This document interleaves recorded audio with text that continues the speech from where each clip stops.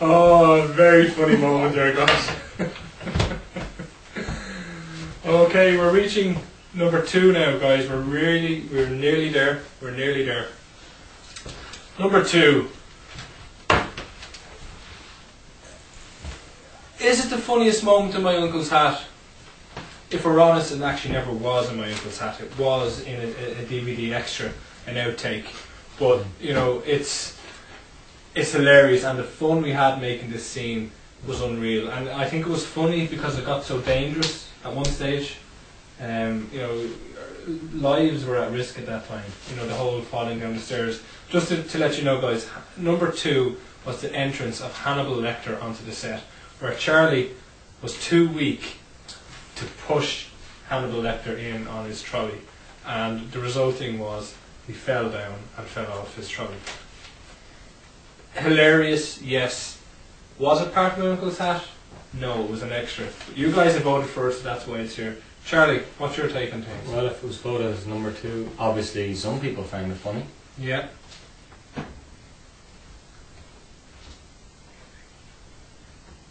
Is that all you have to say, Charlie? Yeah. That's it. For me, a very funny moment. My silence speaks for itself. Folks, that's why the show ends. Your taste. Well, indeed, folks, you know, I agree with you. You've been fantastic. You've been, you know, you've made the show what it was. Disregard, I'm apologising on behalf of Charlie for that. It is a funny moment. You guys have voted it. You're the fans. You know what's best. All we are is your tools to make you laugh. So, guys, in at number 2, the Hannibal Lecter entrance.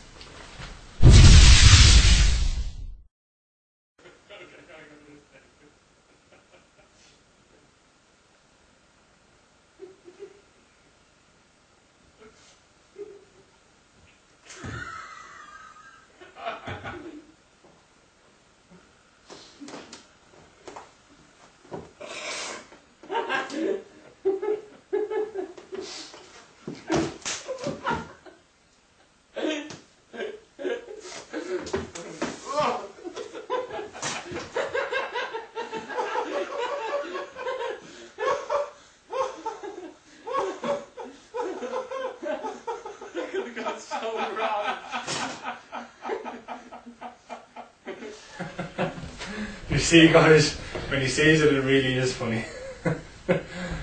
Okay, which brings us near the end of the best of My Uncle's Hat. We have reached number 1, guys. This is the last few moments. I just love that. Something Ronan could never achieve. And that's it. And that's it. These are the last few moments that you're going to witness myself, Goldie Metcalf, and Charlie Naughton on, you know, live TV together. That's so it. Cherish it, guys. It has been a fantastic roller coaster ride.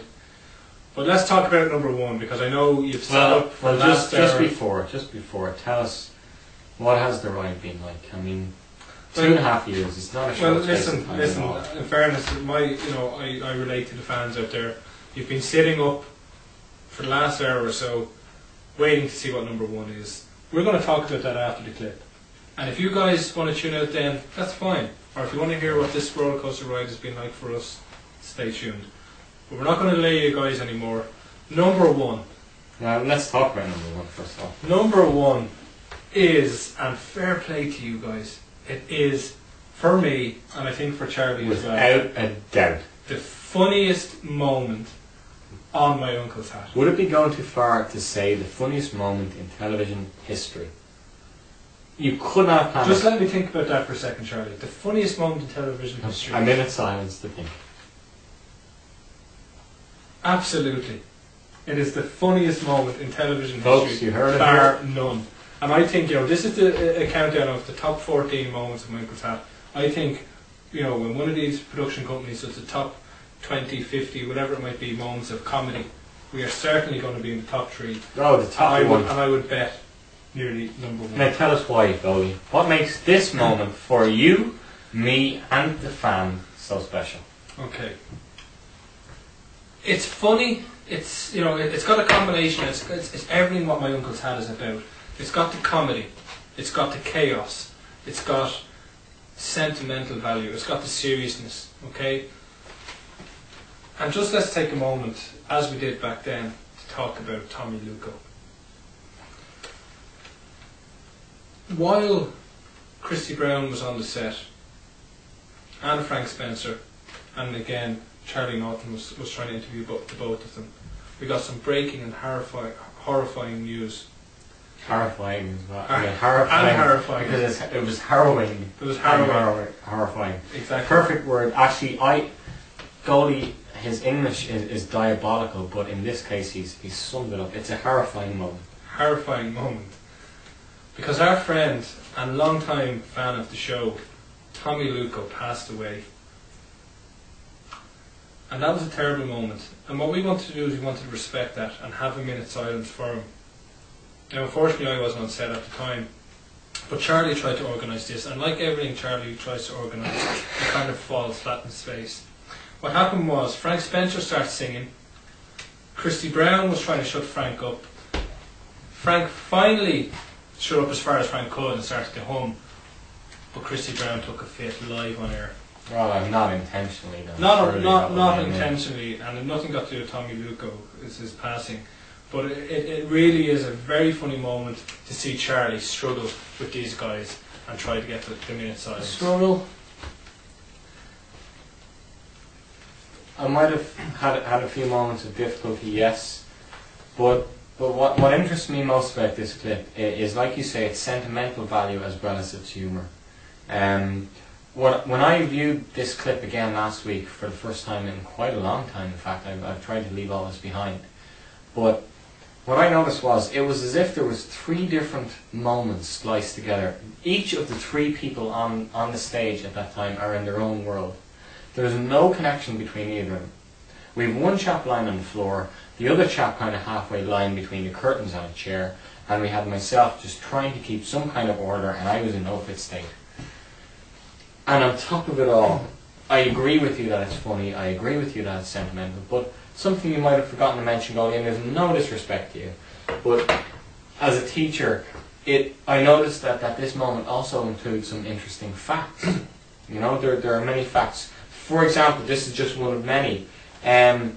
Frank points out to any audience member who didn't know that Christy Brown is able to paint a picture with his left foot. Now, if you'd seen the film, you'd know that. But if you hadn't seen the film, Christy Brown was just any normal cripple, and we could have pulled him in off the street. Exactly. So it was a fact like that grounds the show in the reality in which it's based. That added to me, for me.